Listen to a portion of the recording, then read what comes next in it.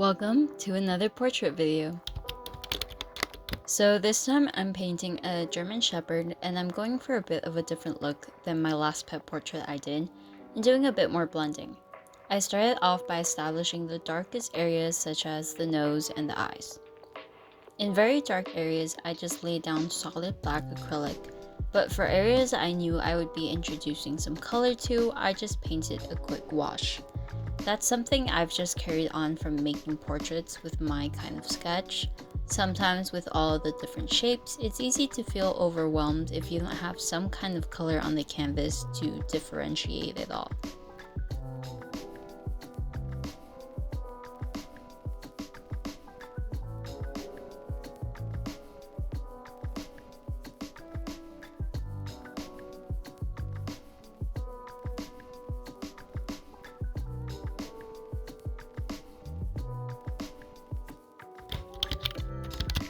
Once I had that done, it became a long process of just laying paint down.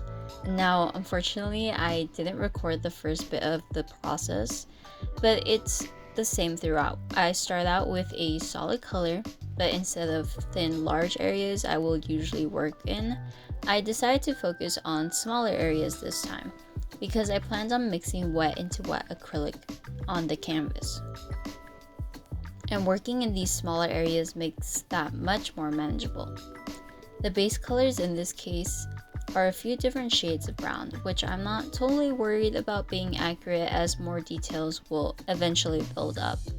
Once that base layer was done, I would lay another color on top, either lighter or darker, to mimic that natural dimension fur typically has.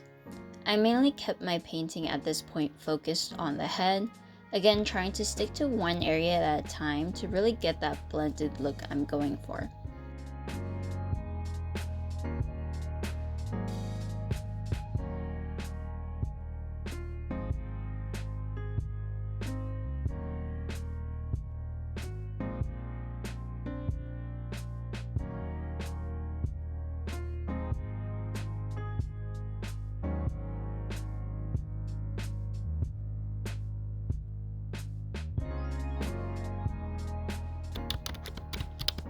After I had some color laid down, I went in and painted the background.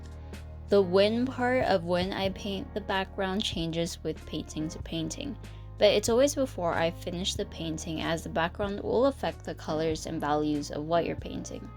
In this case, I felt like I was going a bit dark with the fur, so I decided to put in the background color and see if that would help.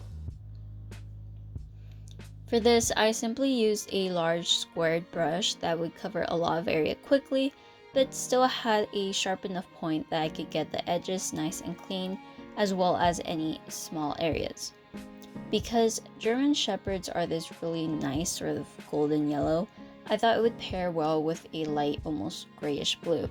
And I did 2 layers of this to make sure I had solid coverage all over.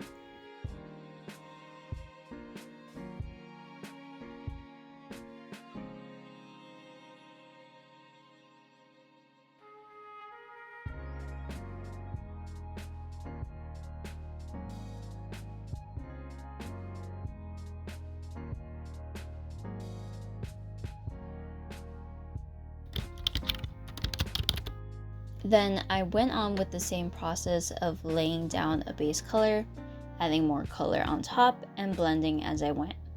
Now, in some areas where I wanted a very subtle transition, I would continue that process of blending wet into wet paint by laying down the base color and adding in the lighter color right after. But in areas where I wanted the lighter color to stand out more, I would wait for it to dry first and then lay the lighter color on top. Of course, acrylic does dry relatively quickly, so in areas where the paint was dry and I still wanted a subtle color, I just watered down my paint to create a thin layer.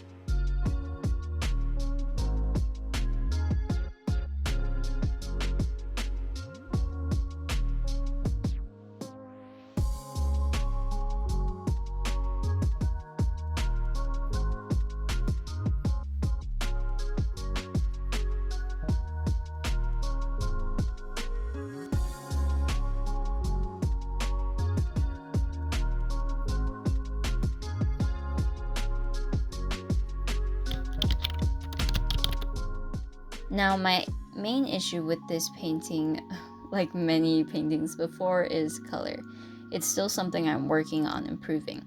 So at this point, it was pretty clear that while the fur was looking how I wanted, the color was too light and too pale and far from the golden brown I needed.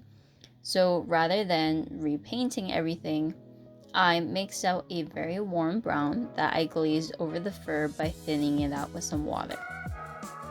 This did involve going over areas where I had already added in highlights or shadows, so I made sure to go back in and adjust anything that might have gotten lost while glazing.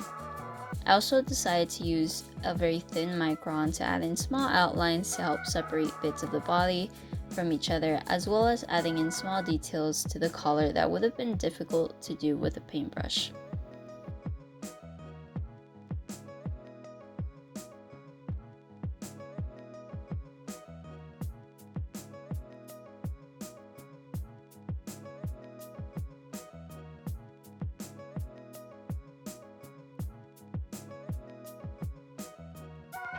And here we have the finished portrait. I hope you all enjoyed some insight into my process, and I'll see you guys in the next one.